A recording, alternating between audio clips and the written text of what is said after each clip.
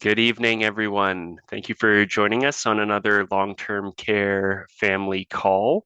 My name is Rob Hatton. I'm the communications manager with Grey County, and joining me on the call tonight, as always, is Jennifer Cornell, our director of long-term care and senior services. And we have Karen Kraus joining us on the call tonight. She is the executive director of Rockwood Terrace.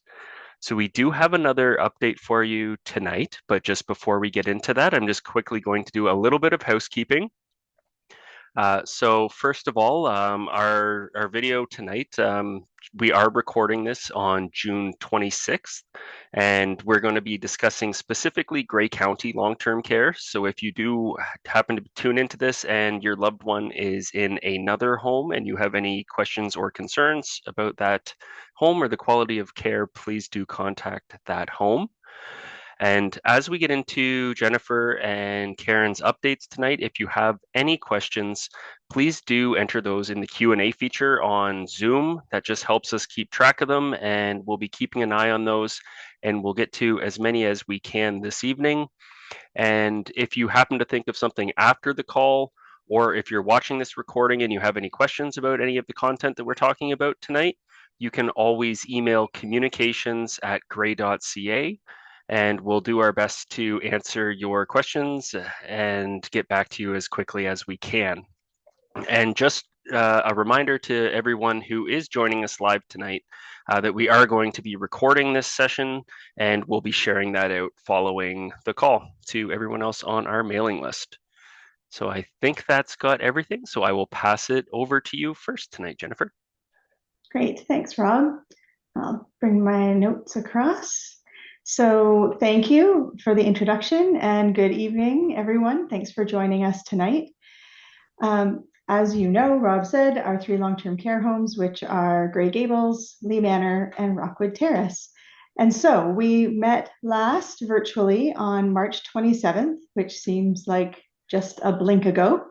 And we've committed to family members, residents, and team members that we will hold these calls 3 or 4 times a year. And here we are halfway through 2024 already. So our update for tonight is an update about accreditation. You may have seen us all over social media. So I'll give a little bit of an update on that. I want to share some information about some family information sessions that we're planning to hold in the fall. A reminder about accommodation rate increase that came out from the Ministry of Long-Term Care, and then finally a redevelopment update. So getting right to it, the results are in from our accreditation survey, and Rob in Communications let us use 3 exclamation marks in our newsletter and our memo about it. That's how excited we are. So as some of you may know, Grey County Long-Term Care has achieved exemplary status with Accreditation Canada. So I'm really thrilled to extend my heartfelt congratulations to the residents, families, and team members. This recognition is a testament to your dedication, hard work, and commitment to our Color It Your Way framework. And it brings me great joy to see all of our efforts being acknowledged in such a meaningful way. So it's very exciting. I do want to just share that this is no small feat. We've been working towards accreditation for about 2 years now, actively working. We've been talking about it for years and working on a culture shift for over a decade. And the accreditation program is entirely voluntary, and it's a way for long-term care homes to show a commitment to quality and continuous improvement, and also provides a number of valuable tools to support our service enhancements. At the end of May, we went through a week-long on-site survey. So the surveyors came on site, they did tours and spent time in each of the 3 homes. There were a number of virtual meetings where team members, family members, residents participated in meetings with the surveyors. And during this week that the surveyors were on site, we were evaluated on 659 standards, and our team successfully met 658 of those standards. And we are already working on meeting that one missed standard that was related to team member performance evaluations. On Monday, this past Monday, the warden, the chair of the long-term care committee, so Warden Brian Milne, Mayor Scott Mackey from Chatsworth is the chair of our long-term care committee of management.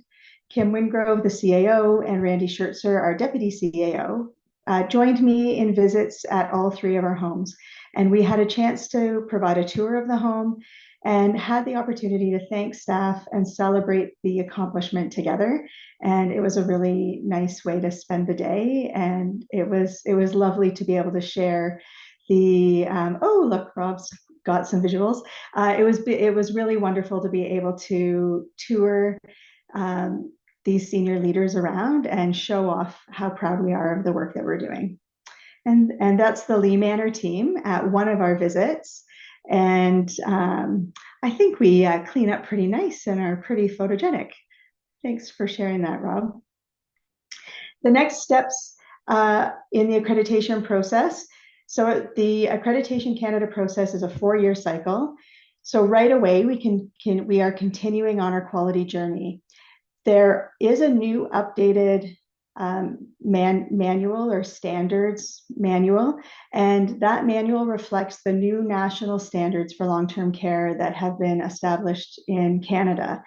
And so we'll be making the transition from the standards that we were just surveyed against to the new national standards that have been implemented. And we have a commitment to and a focus on establishing a formal equity plan, a focus on co-design, and continuing to look for opportunities to have resident and staff engagement in the policies that we do and the work that we do. So that's our plans for accreditation. And at the end of the 4th year, there will be another on-site survey. So there's work and activities that we do every year over the next 3 years, ending in that 4-year survey. So family information sessions, we are partnering with Bruce County Long-Term Care to host family education sessions in the fall. And the topic or focus of these sessions are on power of attorney rights and responsibilities and long-term care homes rights and responsibilities. Once we have dates finalized, we'll send out the information. And these sessions, there's been a few of these sessions offered already for leaders in long-term care. And the speaker is Angela Jensen, and she is a staff lawyer at Grey Bruce Community Legal Clinic. And she brings with her a wealth of information, and we'll do a Q&A, and we can talk about all sorts of different challenges and or opportunities and responsibilities that come with being someone's power of attorney, and what are the responsibilities that we have as a long-term care home, and how can we work together. So stay tuned for those sessions. The accommodation rate increase, we did circulate a communication and some information, but I did just want to highlight a reminder for everyone that on May 6th, we received an update from the Ministry of Long-Term Care, who sets the rates, the monthly rates, the ministry sets those, letting us know that rate changes would come into effect on July 1st. And it's a lengthy, detailed story, but the bottom line is a rate increase of 2.5% applied to the co-payment rates. And part of that process is that if you or someone that you support lives in basic accommodation and has completed a rate reduction for a co-payment rate, that you need to bring in the last year's notice of assessment to be able to support the process to complete the rate reduction. If you have any questions, the office coordinators at each of the homes are the experts and the people that you should reach out to. And finally, what we really want to hear about is a redevelopment update. And I'm really pleased to be able to pass the mic over to Karen to give an update on Rockwood Terrace redevelopment. Great. Thanks very much, Jen, and welcome everyone. So you may or may not know that we have been working for several years now with Colliers project leaders who provide project management for for the redevelopment, as well as Kasian Architects and Ted Handy and Associates. It's been a very interactive process between the staff and residents and family here at Rockwood Terrace and these companies to develop and plan the best building we think we can. Just recently, the general contractor was named, Malal Blamey, and work will be starting on the site imminently. There is a construction kickoff event Friday morning, starting at 9:30 with the formal presentations at 10 a.m., and that will be at the Durham Curling Club parking lot. So some general information about the building. I tried to hit hopefully the highlights, but if there's questions of things I didn't cover, we'd be happy to take those as well. So the building itself will be approximately 119,000 square feet over 2 floors. We will have a covered entrance. We don't now, and that's something that we really miss and feel is important. So it will have a covered main entrance. We did spend a lot of time planning parking because, as you know, parking is also a bit of a bone of contention here currently. So there's quite a large staff parking lot that will be to the rear or east of the building, and visitor parking will be at the front or west of the building. The building will be net zero ready. A net zero ready home's key components include energy management, conservation, and efficient water management. It ensures there is a substantial thermal building envelope and healthy indoor air quality. There will be ample, secure outdoor spaces, including an enclosed courtyard and a roof garden. The building, of course, will be fully accessible, and our new address will be 290 Rock Street. There are 4 home areas, 2 on each floor, that will have 32 residents per area for a new total of 128 residents. Each home area will have 2 wings with 16 residents per wing. There are 20 private rooms per home area and 12 basic rooms per home area. All private rooms will have their own bathroom, which is something that not all our current private rooms have. Basic rooms will have their own bedroom and share a bathroom with one other person. So that means we will not have any semi-private rooms. All rooms will have their own entrance from the hallway, so their own doorway, and also enclosed personal protective equipment cupboards. So we're very excited about this. We won't have any more of those 3-drawer stands or racks out in the hallways. These will be enclosed nicely in cupboards, but easily accessible when needed. We're also excited about each resident having their own bedroom and each room having their own entrance. This will become particularly convenient if someone needs to be in isolation, because it then won't affect their roommate. Outside of each room entrance will be a display area that the resident can use to display a picture or pictures of their choosing. Each home area will have its own dining room, so that'll be very nice. No more portering up and down 1 or 2 floors to get to supper or breakfast. It will also have its own care desk, activity room, sunroom, lounges, a family nourishment area, spa room, and each home area will also have a bariatric designated room. Each home area will be color-coded relatively to a season. And the home areas were designed with continuous hallways, which allows residents to continue walking with dead-end corridors. These circulation routes, or paths, feature many sitting alcoves, exterior views, natural light, and points of interest.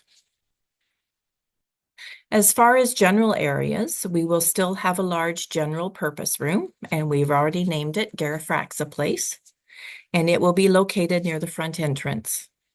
There will also be a cafe or bistro area near the front entrance area as well. The home will have 2 elevators, one for residents and visitors, and one for service purposes. We will also have a dedicated family conference room, beauty salon, and prayer or reflection room. I'm very excited about food production with my food services background. We will be utilizing an a la carte service using cold plate finishing. And what this means is that we will continue to produce all food items on site. They will be fully cooked in the kitchen and then flash chilled or frozen. The food will be transported up to the home areas in a cold state. And once the resident has made their meal choice, the food will be plated cold and then reheated quickly in about 8 to 10 minutes in a Rationale oven. In that oven, we will be able to reheat 16 resident plates at a time. So this is a process that is used in restaurants currently and will allow us to provide more options for the resident. So if they don't like the broccoli or green beans that are on the menu tonight, they will be able to pick peas, and will also result in less waste. The laundry department will actually be 2 rooms, a soiled area and a clean area.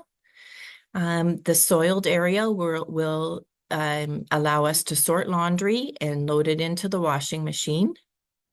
The laundry, though, once it has been processed, will come out of the machine via a second door in the clean room area. So the staff there working in that area will remove the items from the washer and transfer them to the dryer. So this eliminates any chance of cross-contamination. The building will need to be operational ready prior to moving, and that involves an inspection by the Ministry of Long-Term Care. So they come in and make sure everything is ready to go before we are allowed to move any residents. So this means that most of the furniture and equipment will be brand new because we'll have to have the rooms set up with the bed and everything in place prior to moving residents. So we won't be taking a whole lot of, especially larger furniture items from the current building. But of course can take things like computers, and we are making provisions to move a couple of our brand new tubs and some of our resident lifts to the new building, but we will have to prove to the ministry that the building is operational ready. The contractor is proposing a building completion date of the end of November 2026, with potential for move in January 2027. I guess I'm a little pessimistic about moving in January. So in my head, I'm convinced we'll be moving in spring of 2027. We haven't finalized a lot of the details about moving, but we do plan to move all of our current residents in one day when the time is right and we're ready, and then begin admission process to fill the extra beds after we have moved current residents. So I think we have some drone footage of the site. We're very fortunate to have the availability of a drone, and have seen some views along the way. So this is a shot from the corner. So if you look, the streets there, South Street, that's running along the left of the screen, and Rock Street, which is coming in kind of from the right. And the building will be located right in the corner of that property there. Which would be the south southwest corner of that intersection. And we just have some footage of the whole site here. We also will be installing a time-lapse camera on the Curling Club building that will allow us to see progress as the building is constructed. So that'll be exciting as well because, as you know, the access to these sites will be very, very limited while construction is going on. I'd like to extend a thank you to the Curling Club. They've been very helpful throughout this whole process. As I noted earlier, our construction kickoff meeting will be held on their grounds. They're allowing us to install the time-lapse camera and have been involved with the early site works with the trailer setup and some electricity to that while the early site works was happening. The streets, including curbing and sidewalks, will be completed with the end of the construction of the building itself. So everything will be ready to go prior to us making the move.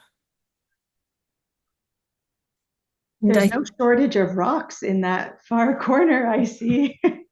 No, and the land itself was very rocky and covered with trees before the early site works commenced. So it's made quite a big difference in the landscape there.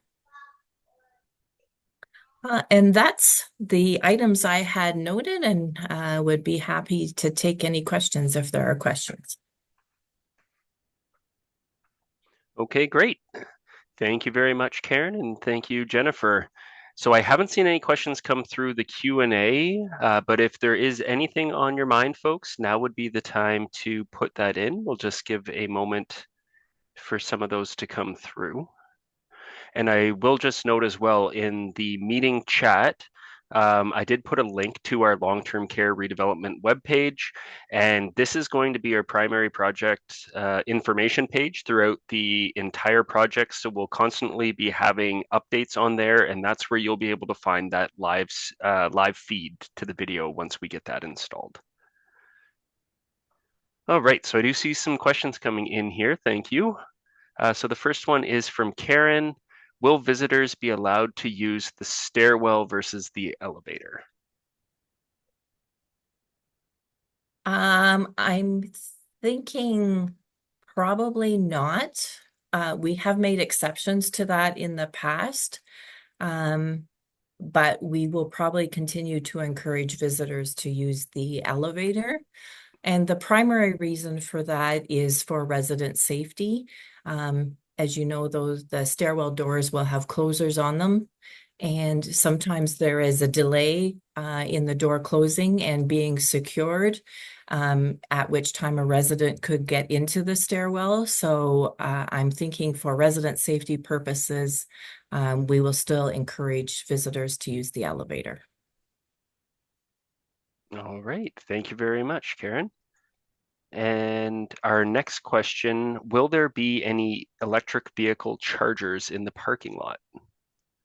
And do you remember, Jen, we did talk about that, but I can't remember what the final decision was. I do think that there's definitely plans to have them roughed in. Those aren't the real words, but to be able to be installed. And I do believe that there's been some applications for some of the grant programs to have electric vehicle charging stations across the county, and Rockwood was one of the locations for that. But we can get that confirmed and put a little bullet in the follow-up email that goes out. That would be great. And the building, I know it is, when it's completed, it is being built with energy efficiency in mind, in alignment with Grey County's climate change action plan, and it will be net zero ready when it is constructed. Those are the only two questions I see right now. So again, if anyone thinks of a question following the meeting, you can always email communications@grey.ca, or you can just reply to one of our emails that we send out about the meeting, and those will come to us as well. Another question here. What will be on the rooftop garden? So the rooftop garden will include, of course, some sitting areas, but also some accessible gardening areas, both for flowers and vegetable plants. So, and also a small shed to house equipment for those programs. Um, but yeah, we're excited about that feature as well. Absolutely. All right. So I All think right. things have slowed down here. Jen, did you have anything else to add to the call tonight before we go? I just wanted to thank everyone. Thank you, Rob, for always helping and co-hosting, and thanks, Karen, for providing the special update. And thanks everyone for being engaged and part of all of the different work that we're doing, whether it's designing a new long-term care home or preparing for accreditation and reviewing the standards. Your participation, I think, is what really helps our homes be homes and meaningful to the people that live, work, and visit there. So thank you for that. Enjoy your evening and happy Canada Day weekend. All right. Thanks, everyone. Have a wonderful summer. We'll talk again soon. Bye.